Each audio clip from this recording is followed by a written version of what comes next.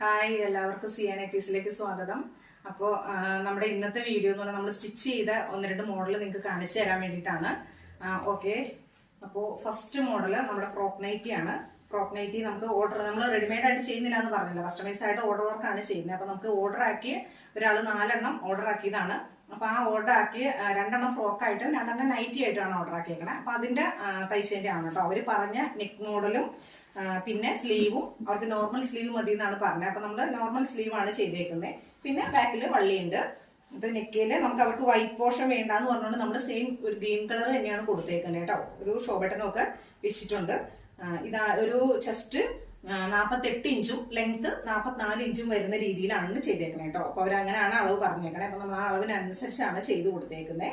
പിന്നെ നെക്സ്റ്റ് ഒരു മാമ്പഴമഞ്ഞ കളറിൽ ഒരു ബ്ലാക്ക് നെക്ക് പോർഷൻ വരുന്ന ടൈപ്പാണ് കൊടുത്തേക്കുന്നത്. ബ്ലാക്ക് പടിയാണ് കൊടുത്തേക്കുന്നത്.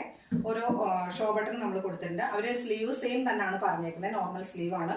പിന്നെ ബാക്കിൽ കെട്ടുണ്ട്. പിന്നെ അവർ 2 ചുരിദാർ നൈറ്റിയും 2 ഫ്രോക്കും ആയിരുന്നു പറഞ്ഞിരുന്നത്.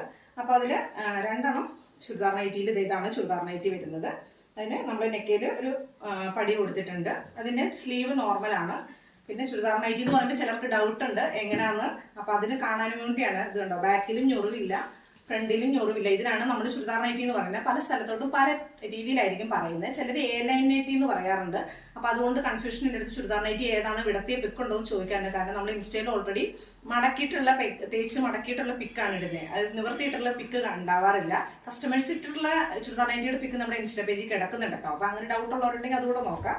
ഇത് എനിക്ക് വെക്കുമ്പോൾ ഫുൾ ലെങ്ത് ആയിട്ട് വരുന്നില്ല. കാരണം ഇത് ഹൈറ്റ് കുറഞ്ഞ ആളുടെ ആയതുകൊണ്ട് നമ്മളൊരു 46 ഇഞ്ച് ലെങ്ത് മതി എന്ന് പറഞ്ഞുകൊണ്ട് ആ അളവിലാണ് ചെയ്തേക്കുന്നത്.